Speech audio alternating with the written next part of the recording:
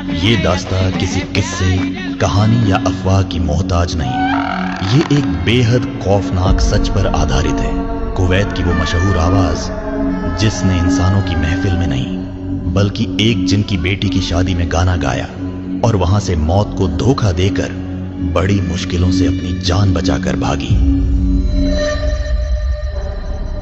बात उस दिन की है जब मेरा वीक ऑफ था और तभी एक फोन आया। सामने एक औरत थी और उसकी आवाज बहुत ही अजीब थी। वो मुझे अपनी बेटी की शादी में गाना गाने के लिए कहने लगी। मैंने उससे कहा कि आज बैंड मेंबर्स का वीक ऑफ है, इसलिए हम उसके फंक्शन में गाना नहीं गा सकते। पर तभी उस औरत ने कहा कि वो मुझे और मेरे बैंड मेंबर्स को डबल पेमेंट करने को तैयार है। ये बात सुनते ही वीक ऑफ होने के बावजूद मैंने उसके ऑफर को एक्सेप्ट कर लिया। हम सब इकट्ठा होकर चल पड़े उसकी बताई हुई जगह पर। रास्ता बहुत अजीब सा था, टेढ़ा मेढ़ा, जैसे कोई भूल भुलैया हो। कुछ देर बाद घने जंगल के रास्ते के बीच में बहुत सारे लोग दिखाई दिए जो एक बेहद तेज खुशबू में महक रहे थे।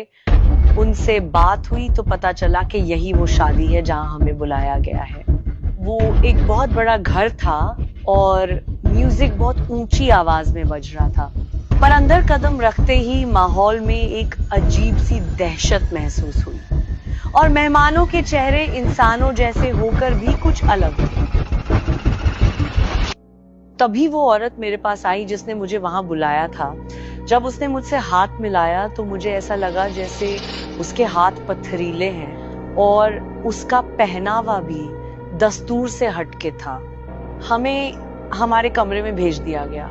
कुछ देर बाद हम तैयार होकर फंक्शन में पहुंचे और गाना शुरू किया तो मेहमानों ने अजीब तरह का नाच शुरू कर दिया। ये देखकर हम सबको खौफ आने लगा कि आखिर ये लोग हैं कौन। लेकिन हमने अपने डर को जाहिर नहीं होने दिया और गाते रहे। लेकिन तभी मेहमानों ने जोर से उछलना शुरू कर दिया। मेरी एक बैंड मेंबर गाना गाते हुए रुक गई और लगातार एक ही जगह पे देखी जा रही थी। जब मैंने उस जगह पे देखा तो डराने वाला मंजर था।